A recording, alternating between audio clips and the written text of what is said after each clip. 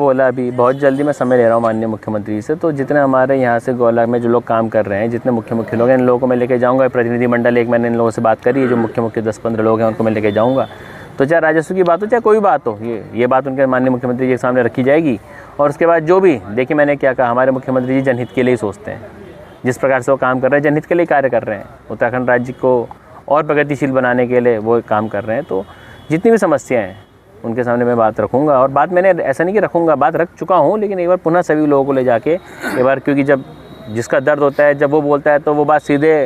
अपने मुखिया तक पहुंचती है। तो जल्द से जल्द इस बारे में बात करी जाएगी और जितनी भी समस्याएँ उन सबको बहुत जल्दी से जल्द निस्तारण किया जाएगा। देखिए, जो हमारी लाल कुआं विधानसभा है, बात अगर चाहे बिंदु खत्ता की करे जाए, चाहे बात हमारे नीचे आप चोरगलिया साइड चले जाओ, जो भी हमारा गौला का क्षेत्र है, पूरा गौला या नंदौर का जो भी क्षेत्र है, खासकर यहाँ पे आपको पता है हमारा खनन का जो हमारा एवरेज है वो बहुत ज़्यादा रहता है अन्य जगहों से। और इस बार आपने देखा होगा कि पिछले कई वर्षों में खनन के जो नीति सरकारों द्वारा बनाई गई, और इस बार जो हमारे आदरणीय यशस्वी युवा मुख्यमंत्री श्री पुष्कर सिंह धामी जी के नेतृत्व में जो नीतियाँ खनन में बनाई गई, उसका ये असर रहा कि हमारे उत्तराखंड प्रदेश में, जहाँ एक ज़माने में जो खनन का राजस्व आता था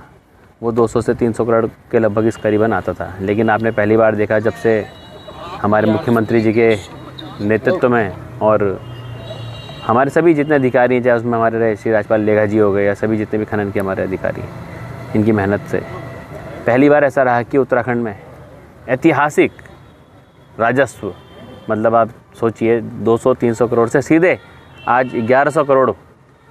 इतना जो राजस्व आया गया, वो उत्तराखंड सरकार की नीति, हमारे जो मुख्यमंत्री जी की कुशल सोच और नीति का ही असर था। और इसी के तहत आज मेरा यहाँ बिंदु खत्ता में, यहाँ जल सेक्टर, यहाँ जितने हमारे डंपर स्वामी हैं उन सबके साथ बैठना हुआ। और चूँकि देखिए, सरकार किसकी है? सरकार आप ही लोगों की है, सरकार हमारी जनता की है और सरकार जनता के लिए सोचती है। तो उसी के तहत आज कुछ समस्या हमारे जो यहाँ के डंपर स्वामी लोग हैं उनको कुछ समस्याएं थी, जिसमें की समस्या रहती है। इस बार किस तरीके से समाधान करेंगे? जिसमें खासकर जो बात रखी गई उसमें एक तो ये था कि ट्रॉली और ट्रैक्टर और ट्रॉली, इनकी जो क्या कहते हैं, ये लोग कह रहे हैं फिटनेस चार्जेस हैं, दोनों की अलग अलग ली जाती है, जो कि एक होनी चाहिए। साथ ही जो फिटनेस की बात कही गई है, जो डंपर्स की भी और सबकी है, जो 15 से 20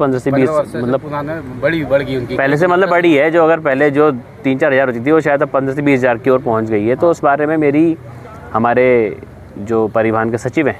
श्री ब्रजेश कुमार संत जी, उनसे भी मेरी आज से नहीं, मेरी 6 महीने पहले भी, जब अभी हम 6 महीने पहले हल्दू चौड़ में बीच में